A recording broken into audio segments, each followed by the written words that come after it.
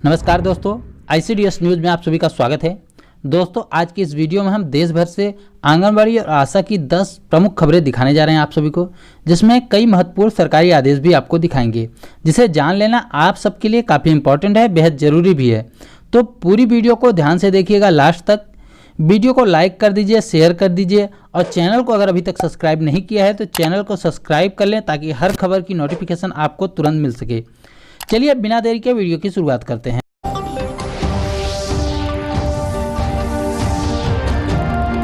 हमारी पहली खबर उत्तर प्रदेश से है। उत्तर प्रदेश के मुख्यमंत्री श्री योगी आदित्यनाथ ने कोविड-19 के रोगियों की रिकवरी रेट बेहतर करने के लिए निर्देश दिए हैं और कहा है कि बुजुर्गों, बच्चों और गर्भवती महिलाओं को और बीमार लोगों की जो जांच है पहले की जाए। मुख्यमंत्री जी ने अपने आवास पर अनलॉक 3 के लिए समीक्षा बैठक की थी। उस बैठक के दौरान कहा कि अधिक से अधिक टेस्ट करके संक्रमण को दूर भगाया जा सकता है और इसके निर्देश भी दिए हैं कि बुजुर्गों को, बच्चों को और गर्भवती महिलाओं के लिए पहले जांच की व्यवस्था की जाए, उनकी जांच पहले की जाए।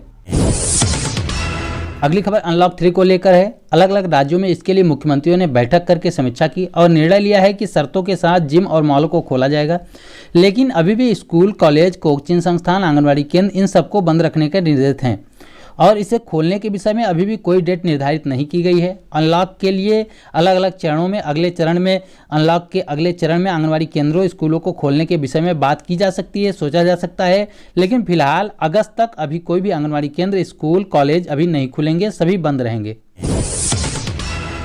अगली खबर मॉडल आंगनबाड़ी केंद्रों को लेकर है। अब खेल खेल में पढ़कर खुद को गढ़ेंगे बच्चे। शोध के अनुसार पता चला है कि 6 साल तक के बच्चों में मानसिक विकास जो होता है, मस्तिष्क का विकास उनके तेज़ी से होता है और स्कूलों में बच्चों को 5 साल के बाद ही प्रवेश किया जाता है। उसकी वजह से मस्तिष्क का विकास सही तरीके से नहीं हो पाता। इसके लिए आंगनबाड़ी केंद्रों की व्यवस्था की गई है।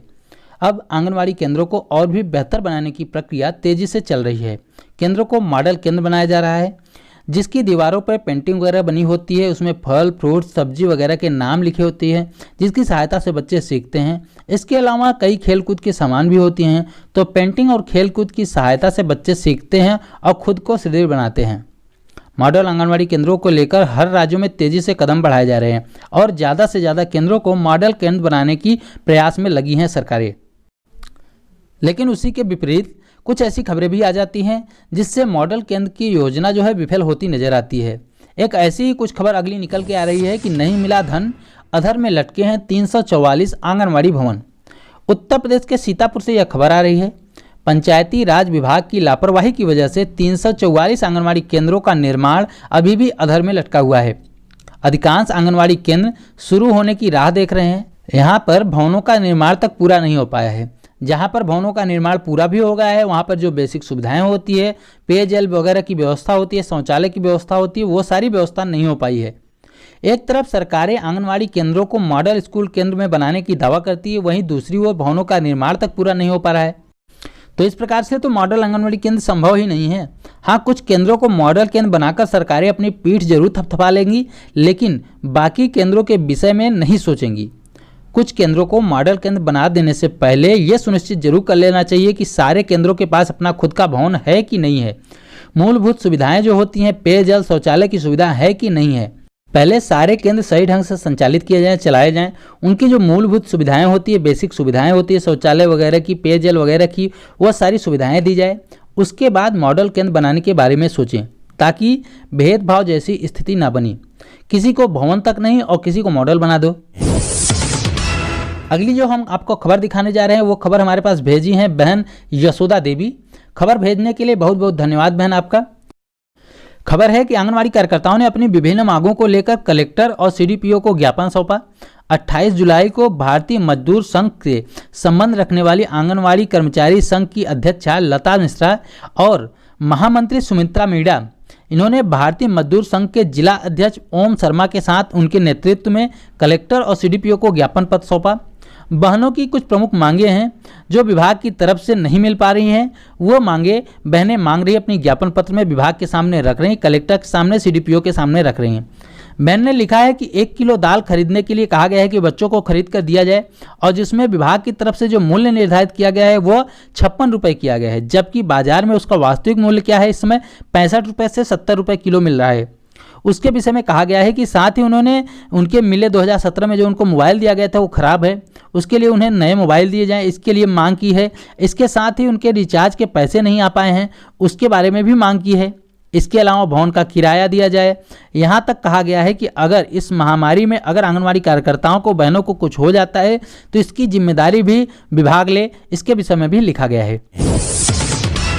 अगली खबर उत्तर प्रदेश से आ रही है। यहाँ पर आंगनवाड़ी सेवा समाप्ति को लेकर, उम्र को लेकर काफ़ी विवाद चल रहा है। हमने आपको कई वीडियो के माध्यम से बताया भी इसके बारे में। विभाग की तरफ से कहा जा रहा है कि 62 वर्ष पूर्ण हो चुकी जो आंगनवाड़ी कार्यकर्ती हैं, जिनका उम्र 62 वर्ष पूर्ण हो चुका है, उनकी सेवा स्वतः ही समाप्त हो जाएगी। इसके तहत कई कार्यकर्तियों की सेवा समाप्ति के नोटिस भी दिए जा रहे हैं। विभाग 2012 के शासनादेश का हवाला देकर कहता है कि उनकी सेवा समाप्ति कर दी जाएगी, जबकि 2013 में इसके विरोध में भी एक लेटर आया था, एक शासनादेश आया था, उसमें कहा गया था कि 62 वर्ष में उनकी सेवा समाप्ति नहीं की जाएगी।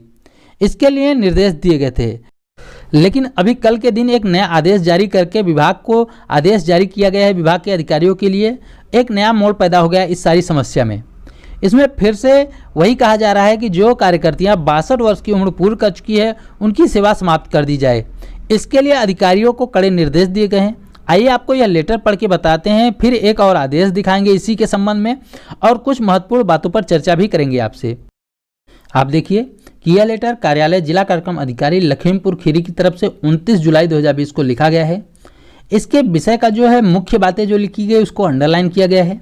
अंडरलाइन में मोटे अक्षरों से लिखा गया है साफ साफ कि 62 वर्ष की आयु प्राप्त होने के उपरांत उनकी मानदेय सेवा समाप्त कर दी जाएगी स्वतः ही।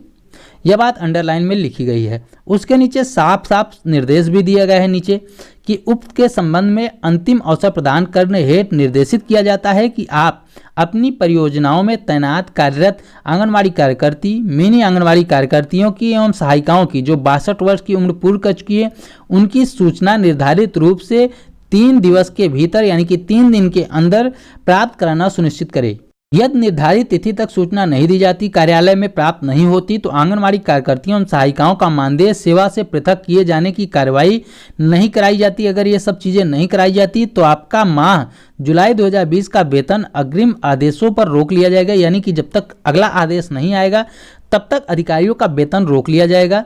तथा PFMS पोर्टल पर 62 वर्ष पूर्ण कर चुकी आयु की जो कार्यकर्तियाँ हैं, सहायिकाएँ हैं, उनका मानदेय भुगतान होना पाया जाता है अगर, तो उसकी वसूली बराबर मात्र के संबंधित बाल विकास परियोजना अधिकारी एवं लिपिक से किया जाएगा, जिसका संपूर्ण उत्तरदायित्व आप लोगों का होगा। यानी कि बहुत ही कड़ा निर्देश दिया गया है। आप देख पा रहे होंगे कि लिखा गया है कि अगर 3 दिन के अंदर उनकी जो सूचना प्राप्त नहीं होती विभाग को, तो जो अधिकारी होंगे, जो बाल विकास अधिकारी होंगे, संबंधित परियोजना अधिकारी होंगी, उनकी जो मानदेय है, उनका वेतन है, उनको रोक लिया जाएगा। जब तक अगला आदेश नहीं आएगा तब तक उनको वेतन नहीं दिया जाएगा। और अगर उनकी सेवा समाप्त नहीं की गई है, जो आंगनवाड़ी कार्यकर्ती 62 वर्ष पूर्ण कर चुकी है, उनकी सेवा समाप्त नहीं की गई है और उनको मानदेय दिया जा रहा है, तो जितना भी मानदेय दिया जा रहा है, दिया जा चुका है, उसकी वसूली अधिकारियों के वेतन से ही होगी। इसके लिए कड़े निर्देश दिए गए हैं और इसकी जिम्मेदारी खुद भी कहा गया है कि इसकी जिम्मेदारी, इसका उत्तरदायित्व आप लोग का ही होगा। तो आपने देखा कि अधिकारियों को इस प्रकार के कड़े निर्देश दिए जा रहे हैं, यानी उन पर दबाव बनाया जा रहा है कि आंगनवाड़ी बहनों की सेवा जो है समाप्ति की जाए, 62 वर्ष में ही सेवा समाप्ति की जाएगी, जबकि अन्य राज्यों में ऐसा कोई आदेश नहीं है। बिहार का यह लेटर आप लोगों के सामने है जो 2017 में आया था, यह शासनादेश है। इसमें 2 कॉलम बनाए गए हैं। साफ साफ लिखा गया है कि पहले क्या प्रावधान था और बाद में यानी कि वर्तमान में क्या प्रावधान है आंगनवाड़ी बहनों को लेकर।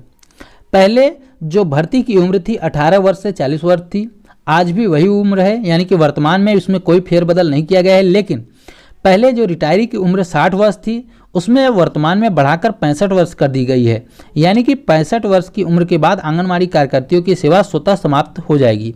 लेकिन उत्तर प्रदेश में इसी मामले को लेकर विवाद चल रहा है। वहाँ पे अधिकारियों द्वारा नोटिस दिया जा रहा है कि 62 वर्ष जो पूर्ण कर चुकी आंगनवाड़ी कार्यकर्तियाँ, उनकी सेवा स्वतः ही समाप्त कर दी जाएगी। इसमें काफ़ी विवाद चल रहा है। इसी को लेकर आप लोगों को भी आवाज़ उठाना चाहिए। अलग अलग राज्यों में अलग अलग प्रावधान है। यहाँ उत्तर प्रदेश में भी अभी कोई निदेशालय से कोई शासनादेश नहीं जारी हुआ है। यह जरूर अधिकारियों को लेटर लिखा गया है, एक आदेश लिखा गया है, लेकिन विभाग के जो निदेशालय से कोई अधिकारी आदेश नहीं आया है, कोई शासनादेश नहीं आया है। इसके पहले 2012 में शासनादेश आया था, लेकिन इसके विरोध में 2013 में शासनादेश आ चुका है। इसलिए कोई भी नया शासनादेश अभी तक लागू नहीं हुआ है। जो कि जिला प्रोग्राम पदाधिकारी द्वारा दबाव बनाया जा रहा है अधिकारियों पर। क्यों ऐसा क्यों हो रहा है, क्यों दबाव बनाया जा रहा है? या तो इसके लिए शासनादेश आए, कहाँ से, निदेशालय से अगर शासनादेश आ जाता है तो उसके लिए कोई दबाव बनाने की जरूरत ही नहीं है। इसके लिए साफ किया जाए। इसके लिए हम सभी आंगनवाड़ी बहनों से अपील करते हैं कि आप लोग एक होकर इसके विरोध में आवाज़ उठाएं, क्योंकि जो नियम हो वो सभी जगहों पर लागू होना चाहिए, सभी जगहों पर बराबर नियम होना चाहिए। एक होकर इसके लिए आवाज़ उठाइए। अगर आप लोग आवाज़ नहीं उठाते हैं तो आज किसी और का नंबर है, किसी और की रिटायरी का नंबर है, उनकी सेवा समाप्ति की जा रही है, तो कल आपका भी नंबर जरूर आएगा और आपकी भी सेवा ऐसी ही समाप्त कर दी जाएगी, कोई बोलने वाला नहीं होगा। तो सबके लिए सभी लोग आवाज़ उठाना शुरू करें, एक होकर आवाज़ उठाए इसके विरोध में। हम आप लोगों के हमेशा साथ हैं, हम आपके हमेशा साथ रहेंगे। वीडियो को लाइक करने के साथ साथ ज़्यादा से ज़्यादा दोस्तों में शेयर करें। चैनल को जरूर सब्सक्राइब करके हमारा साथ दें, ताकि हम आपकी आवाज़ को और भी ज़्यादा मजबूती के साथ उठा सकेंगे। इस वीडियो में इतना ही, फिर मिलते हैं अपनी नई वीडियो में कुछ नई खबरों के साथ। तब तक के लिए नमस्कार, जय हिंद।